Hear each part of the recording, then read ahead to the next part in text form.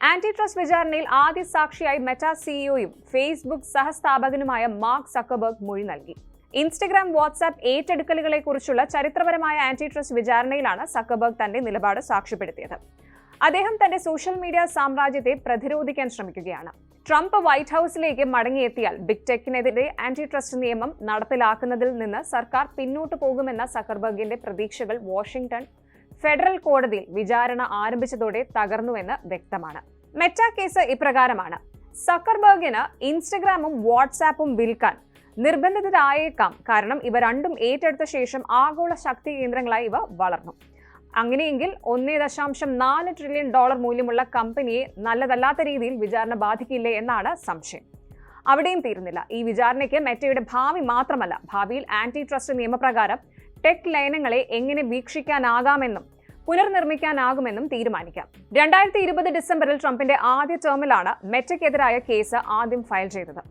മെറ്റയുടെ വിപണി ആധിപത്യം ദുരുപയോഗം ചെയ്തുവെന്നും സാധ്യതയുള്ള ഒരു മത്സര ഭീഷണി ഇല്ലാതാക്കാൻ ഇൻസ്റ്റഗ്രാമും വാട്സാപ്പും വാങ്ങിയതായും ആരോപിക്കപ്പെടുന്നു.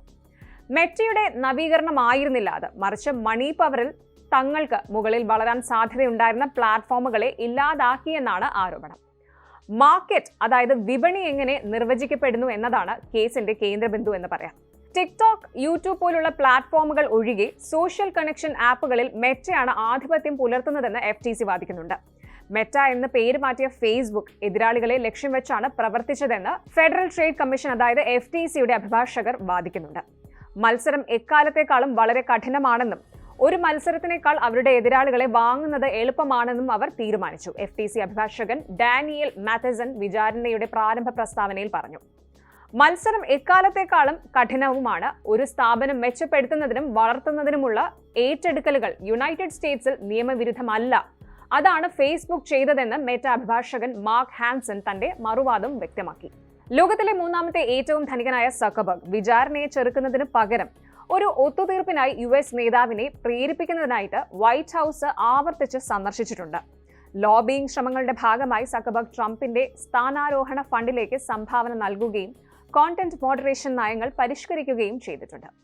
വിചാരണയ്ക്ക് വിധേയനായ ഒരേയൊരു വ്യക്തി സക്കർബർഗ് മാത്രമല്ല. അദ്ദേഹത്തിന്റെ മുൻ CEO ഷെറിൽ സ്റ്റാൻഡ്ബർഗ് ഉൾപ്പെടെയുള്ള നിരവധി വ്യവസായ എതിരാളികളും മാർക്കിന് പിന്നാലെ കുറഞ്ഞത് 8 ആഴ്ച നീണ്ടു നിൽക്കുമെന്ന് പ്രതീക്ഷിക്കുന്ന വിചാരണ നേരിടും. ബിഗ് ടെക് നേരിടുന്ന 5 ആന്റി ട്രസ്റ്റ് വെല്ലുവിളികളിൽ ഒന്ന് മാത്രമാണ് ഈ ഒരു കേസ്. ഗൂഗിൾ, ആപ്പിൾ, ആമസോൺ എന്നിവ ഒട്ടും പിന്നിലുമല്ല. FTC കേസിൽ വിജയിച്ചാൽ മെറ്റ, ഇൻസ്റ്റഗ്രാമും വാട്സാപ്പും നിർത്തലാക്കാൻ നിർബന്ധിതരാകും. ഇത് വർഷങ്ങളുടെ സംയോജനം ഇല്ലാതാക്കുകയും കമ്പനിക്ക് വലിയ താങ്ങാനാവാത്ത ഒരു പ്രഹരമേൽപ്പിക്കുകയും ചെയ്യും.